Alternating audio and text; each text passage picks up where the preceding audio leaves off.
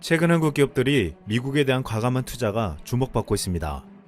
미국 도시들은 한국 기업에 강력한 러브콜을 보내고 있지만 이를 바라보는 중국은 초조해지며 시름이 깊어지고 있습니다. 지난해 말부터 20대 기업을 중심으로 한 미국 투자는 눈에 띄게 늘었습니다. 반면 중국에 대한 투자는 줄어들고 있습니다. 해외 직접 투자에서 미국이 차지하는 비율은 2018년 21.9% 이후 2019년 23.8%, 2020년 3분기까지 25.5%로 계속 상승했습니다. 하지만 중국은 2018, 2019년 9.3%를 기록했지만 지난해 3분기까지는 7.7%로 하락했습니다. 미국과 중국에 대한 한국의 투자가 정반대로 엇갈리고 있는 것입니다. 그 이유는 아시다시피 중국의 사드 보복을 통해서 우리 기업이 중국을 신뢰하지 않는 것이 가장 컸습니다. 중국은 한국의 사드 보복을 통해 당시 산업은행 추산으로 최대 22조 원에 달하는 막대한 피해를 입혔습니다. 또한 최근에도 호주에 대한 경제 보복을 하며 똑같은 행태를 보이고 있습니다. 이 때문에 우리 기업들은 신뢰할 수 없는 중국 대신 미국을 선택했습니다. 또한 미중 무역 갈등 때문에 중국 투자에 대한 우려가 제기되고 있고 중국의 인건비가 올라가 국내 기업에게 중국 시장의 매력이 급격히 떨어졌습니다. 결국 중국으로 가던 한국 기업들의 자본은 미국으로 향했습니다. SK그룹은 인텔의 낸드 플래시 사업을 10조 원에 인수해 20%가 넘는 시장 점유율로 삼성전자에 이어 2위로 올라왔고 미국 수소 에너지 기업인 플러그 파워의 지분 인수에 1조 6천억 원을 투자했습니다. CJ 제일제당은 2조 원을 들여 미국 식품업체 슈안스를 인수해 미국 유통망을 확보했습니다. 또한 삼성전자는 최근 11조 원 이상을 투자해 미국 텍사스주에 반도체 공장을 짓는 것을 검토하고 있습니다. 삼성전자는 중국에 있는 스마트폰 공장과 TV 공장을 지난해 문 닫으면서 탈중국을 진행하고 있으며 중국에 대한 투자보다 미국으로 눈을 돌리고 있습니다. 그런데 최근 삼성전자가 미국의 반도체 공장을 짓는다고 하자 현지에서는 삼성을 유치하기 위한 러브콜이 쇄도하고 있습니다. 미국 오스턴시는 삼성이 반도체 공장을 증설한다고 하자 삼성노에 대한 이전 계획을 승인하겠다고 했습니다. 삼성노는 1998년 삼성전자가 오스틴에 공장을 준공하고 사업을 확대하자 오스틴시가 이를 기념하기 위해 공장 주변 도로 이름을 고친 것입니다. 그런데 새로운 공장이 증설되면서 삼성이 이 도로를 이전해달라고 하자 지역 주민들의 교통체증을 이유로 반대해도 삼성전자의 반도체 공장을 유치하기 위해 삼성노를 이전하려 하는 것입니다. 또한 텍사스 휴스턴시 외곽에 있는 포트밴드 카운티의 KP 조지 판사는 삼성전자 반도체 사업을 총괄하는 김기남 삼성전자 부회장에게 삼성전자의 반도체 공장 설립과 방문을 요청하는 손편지를 보내기도 했습니다. 그는 개인 트위터를 통해서도 삼성을 크게 환영할 것이라는 공개서한 내용을 올렸습니다. 한국과 달리 미국 내 카운티 판사는 선출직으로 투표를 통해 뽑히기 때문에 투자 유치 등을 통해 표심을 확보하고 있습니다. 따라서 조지 판사는 지역 내 열망을 반영해 삼성전자를 유치하려고 안간힘을 쓰고 있습니다. 현재 포트 밴드 카운티는 오스틴으로부터 2시간 거리에 있는 곳으로 삼성전자 반도체 공장을 유치하기 위해 경쟁을 벌이고 있습니다. 또한 여기에 뉴욕주도 뛰어들어 재정적인 인센티브를 주며 삼성전자 반도체 공장 쟁탈전에 참여했습니다. 삼성전자는 미국에서 TSMC와 반도체 유탁 생산 1, 2위 경쟁을 하면서 현재 공장을 증설해 경쟁에서 이기겠다는 계획을 세우고 있습니다. 최근 삼성전자가 추격하는 세계 1위 반도체 파운드리 기업 TSMC는 주가가 폭락하며 시가총액 66조 원이 증발되었습니다. 인텔이 올해부터 아웃소싱을 한다는 보도로 최근 상승했지만 인텔이 2023년까지 자체 생산하겠다는 입장을 밝혔기 때문입니다. 삼성전자 반도체는 올해 사상 최대인 35조 원을 투입해 반도체 설비를 늘리려고 하고 있습니다. 이렇게 한국 기업들의 미국 투자를 바라보는 중국은 조바심을 내고 있습니다. 삼성전자와 현대차 등 한국 기업들이 중국에서 철수한 데 이어 최근 중국을 최대 생산기지로 두었던 미국의 글로벌 기업 애플도 빠르게 움직이고 있습니다. 애플은 올해 중순부터 베트남 지역에서 아이패드 생산을 시작한다고 알렸는데 애플이 아이패드를 중국 이외의 지역에서 생산하는 것은 이번이 처음이라고 했습니다. 또한 애플은 이르면 이번 분기부터 인도에서 아이폰 12 시리즈를 생산할 방침이라고 했습니다. 이미 사드 보복으로 중국 시장에서 철수를 준비했던 한국 기업들을 시작으로 앞으로 미국 기업들과 수많은 글로벌 기업들이 중국을 떠날 것으로 보이고 있습니다. 그동안 미국은 높은 경제 성장률과 낮은 법인세율 등 기업의 우호적인 경영 환경을 제공하면서 한국 기업들에게 매력적인 투자처가 되었습니다. 특히 사드 보복으로 국내 기업들을 쫓아낸 중국으로 인해 미국에 대한 투자는 더욱 커졌습니다. 2019년에는 하나 에어로스페이스가 미국 항공기 부품 회사인 이덱 테크놀로지를 인수한 데 이어 KCC가 세계 3위 미국 실리콘 업체인 모멘티브를 인수했습니다. 2018년에는 SK가 미국 의약품 생산기업 엠팩지본 100%를 사들인 바 있습니다. 최근 현대자동차는 미국의 로봇 기업 보스턴 다이내믹스를 인수하며 전통적인 자동차 기업에서 혁신적인 모빌리티 기업으로 진화를 꾀하고 있습니다. 이렇게 미중 갈등 속에서 미국을 선택한 국내 기업들의 전폭적인 투자가 새로 출범한 바이든 정부에서도 힘을 발휘할 것으로 기대되고 있습니다. 한국 기업들이 중국 시장을 뒤로하고 미국으로 진출하고 있는 사이 국내에서도 중국에게 막대한 피해를 입은 한 한국 기업이 새로운 세상을 열 준비를 하고 있습니다. 바로 신세계 이마트입니다. 이마트는 중국의 사드 보복으로 중국 진출 20년 만에 사업을 정리하고 전면 철수했습니다. 그동안 적자가 누적되어 왔지만 결정적인 이유는 사드 사태 여파로 인한 반한 감정 등 사업 환경의 악화 때문이었습니다. 신세계 정영진 부회장은 당시 이를 악물고 중국 철수를 결정했지만 최근 예상치 못한 행보를 보여주고 있습니다. SK 와이번스 야구단을 인수한 것입니다. 일각에서는 왜 돈이 안 되는 프로야구 운영에 뛰어들었냐며 의아했습니다. 하지만 정영진 부회장에겐 큰 그림이 있었습니다. 그동안 정영진 부회장은 앞으로 유통업 경쟁 상대는 테마파크나 야구장이 될 거라고 말해왔습니다. 그러면서 유통과 놀이를 결합한 새로운 유통 모델 구축을 꿈꾸며 하나씩 실현시켜 가고 있습니다. 이로 인해 2019년 경기도 화성에 국제 테마파크 건립 사업을 시작했고 이번에 프로야구단을 직접 운영하겠다고 나선 것입니다. 정영진 부회장은 백화점과 대형마트의 주요 고객층이 프로야구 팬덤층과 정확히 겹친다는 사실에 주목했습니다. 이들은 프로야구 관중의 60%를 차지하면서도 온라인 쇼핑 트렌드를 주도하는 소비층이라는 것입니다. 온라인 사업에 뒤늦게 뛰어든 이마트 등 유통 공룡들은 현대 쿠팡이나 마켓컬리 등의 젊은 소비층을 빼앗겨 고전하고 있습니다. 이를 신세계는 야구라는 여가 레저에서 시작해 나중에 쇼핑 유통 콘텐츠와 전복할 계획을 세워 극복하겠다고 했습니다. 일각에서는 이를 두고 쿠팡 와우와 네이버 플러스를 누르는 정영진의 신의 한 수가 될 것이라고 말하기도 했습니다. 이마트 야구단 인수에 팬들의 불만도 쇄도했지만 신세계 관계자는 SK 와이번즈 팬카페에서는 이제 마트는 이마트만 이용하겠다는 충성고객 확보 전략이 효과를 발휘하고 있다고 말하기도 했습니다.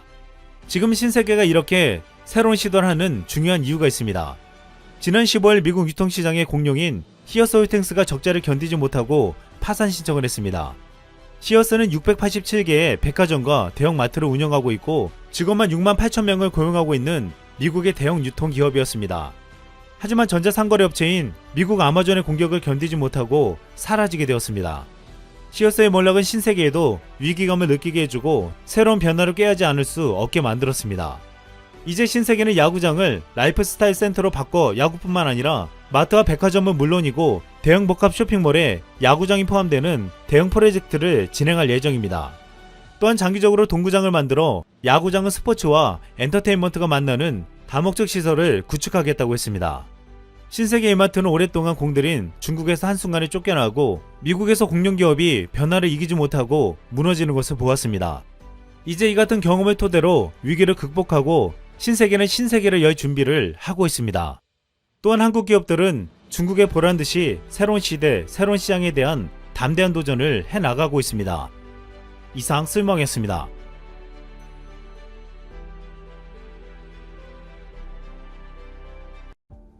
매일 새롭고 다양한 세계 뉴스를 전해드리는 푸시뉴스입니다. 첫 번째 뉴스는 일본에서 도찰 범인을 잡아야 할 50대 남성 경찰이 도리어 자신이 여성들을 도찰하고 다니다가 붙잡혔다는 소식입니다. 일본의 야마나시 현경 소속의 이 경찰은 10월 초부터 현내의 전차 내에서 소형의 카메라를 사용해 전차를 이용하는 여성들을 도찰한 혐의를 받고 있습니다. 전차를 이용한 여성 승객이 경 씨의 행동을 이상하다고 생각해 피해 상담을 신청했고 사건을 접수받은 현경에서 수사를 시작했고 그 과정에서 해당 경 씨의 소지품을 검사 도중 도찰에 사용했다고 보이는 소형의 카메라를 찾아냈다고 했습니다. 경 씨는 현경과의 조사 과정에서 도찰 혐의를 인정했다고 했습니다. 지난 10월 7일에는 일본의 경찰서 여자 화장실에서 같은 회사의 동료 여경들을 도찰하는 사건도 있었습니다. 일본의 아와지 섬 내에 경찰서 교통과에 근무하는 남성 순사 부장은 경찰서 1층 여자 화장실에 몰래 침입해 옆 칸에 들어온 여직원을 몇 초 동안 스마트폰 카메라로 촬영했습니다.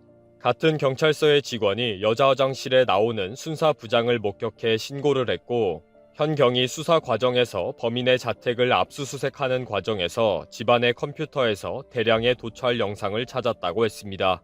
영상을 입수한 현경은 이번 범인이 2011년경부터 마트, 경찰서 등에서 반복적으로 도찰을 했다고 했습니다. 일본에서는 이런 도찰 범죄가 너무 많아서 뉴스거리가 안 될 정도인데 경찰이 더 부지런히 도찰을 했다고 하니 어이가 없어서 소개합니다. 두 번째 뉴스는 미국에서 C19로 애완동물을 돌보는 지출이 급격하게 늘었다는 소식입니다. 수백만 명의 미국인들이 C19로 집에서 일을 하거나 집 밖으로 나가는 일이 줄어들면서 평소보다 더 많은 시간을 자신의 애완동물과 시간을 보내고 있습니다. 그러다 보니 이번 C19 상황에서 애완동물 관련 지출이 늘어났다는 조사가 나왔습니다.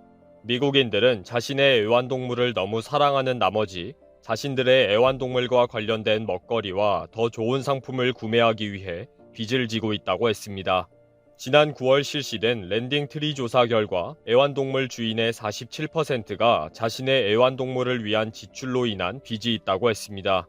작년의 조사 결과는 36%로 나온 것에 비해 크게 늘어난 상황입니다. 자신의 재정적인 어려움에도 불구하고 모든 미국인들의 46%가 애완동물을 기르는 것을 고려하고 있으며 C19 유행 기간 동안 회사가 어려워져 해고를 당한 미국인들 중 69%가 애완견을 키우고 있다고 했습니다. C19로 미국의 반려동물 전문점 체인인 패스마트는 2분기 매출이 10.6% 증가했다고 말했습니다.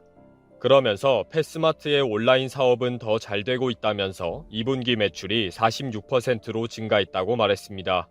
한 기사에서는 이번 C19로 여행도 못 가고 밖에 나가서 외식도 못하니 온라인을 통해 자신이 좋아하는 애완동물을 위해서 간식과 용품을 사면서 스트레스를 푸는 것 같다고 했습니다. 이 어려운 때에 되는 사업은 또 따로 있네요. 세 번째 뉴스는 대만 군부가 개최한 대규모 결혼식에서 성소수자 커플 2명이 결혼식을 올렸다는 소식입니다. 2명의 레즈비언 커플이 지난 금요일 대만 군부가 또래들과 역사적인 축하 행사를 갖고 개최한 대규모 결혼식에서 결혼에 골인했습니다. 대만은 아시아에서 유일하게 동성 결혼을 합법화한 곳으로 2019년 5월 제정안이 통과된 이후 4천여 명의 동성 커플이 결혼을 했습니다. 하지만 동성 커플이 군대에서 결혼식을 올리고 축하받은 것은 이번이 처음입니다. 이번에 결혼식을 올린 리리첸 육군 중위는 우리 군은 매우 개방적이다. 그렇기 때문에 더 많은 사람들이 용감하게 일어설 수 있기를 바란다. 그리고 사랑에 관한 문제에서는 모든 사람이 평등하게 대우받을 것이다. 라고 말했습니다. 이 커플은 퍼레이드에 참가한 뒤 가족 구성원들과 그들의 고위 장교들이 모인 청중 앞에서 반지를 교환하면서 그들의 결혼식은 끝이 났습니다. 모든 결혼식이 끝나고 대만의 군부는 기자들의 인터뷰에서 모든 사람은 동등하게 대우받아야 한다는 것이 우리 군부대의 태도이며 부부 한 사람 한 사람에게 축하를 보낸다. 라며 이는 우리 군의 입장이 개방적이고 진보적이며 시대와 함께하고 있음을 보여준다. 라고 말했습니다. 동성 커플이 군대 내에서도 함께 군복무를 한다니 놀랍습니다. 세상은 넓고 생각과 사는 것도 다르다겠네요. 마지막 뉴스는 이탈리아의 작은 고령화 마을이 경제를 재건하기 위해 주민들에게 4만 파운드, 약 6천만 원의 돈을 지불할 것이라는 소식입니다. 그림같이 아름다운 언덕 꼭대기에 자리 잡은 마을은 아브루초 지역의 산속에 위치해 있고 현재 115명의 주민만 살고 있으며 이 중 13명은 20세 미만이고 41명은 65세 이상입니다. 점점 고령화 마을로 들어서면서 마을 의회는 아름다운 이 지역이 지속적인 발전을 위해서 주민에게 4만 파운드를 지급하자는 이야기가 나왔고 또 마을을 돕기 위해 이곳에서 사업을 시작하려는 사람들은 지방의회에서 1만 8천 파운드, 약 2,600만 원의 일회성 보조금이 나올 것이라고 했습니다. 그러나 이 제안은 이탈리아에 거주하고 있거나 EU 시민권자에게만 제공된다고 했습니다. 이 계획은 10월 15일에 시작되었고 지금까지 1,500명 정도의 사람들이 신청했다고 했습니다. 시의회는 일단 10명 안팎의 신규 입주자, 즉 부부 5쌍의 숫자를 유지한다는 목표를 세웠습니다. 그러면서 우리는 점차적으로 숫자를 늘리고 싶어하며 우리는 당국에 속한 주택과 협력해야 합니다. 라고 말했으며 이번 계획에 대한 지원 접수는 11월 15일까지 한다고 했습니다. 고령화 마을은 조만간 폐허가 될 것이기 때문에 무슨 방법이라도 쓰고 싶어 할 것입니다. 이 문제는 어느 나라나 다 마찬가지고요. 참 쉽지 않은 미래의 고령화 사회 문제네요. 오늘 영상은 여기까지입니다. 항상 새로운 세계 뉴스로 찾아오겠습니다. 구독과 좋아요 부탁합니다.